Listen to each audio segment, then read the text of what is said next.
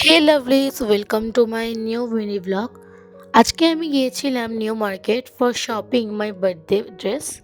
But firstly I eat coke and pastry.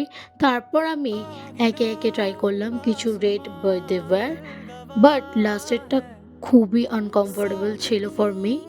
Then I try a hair band or crown.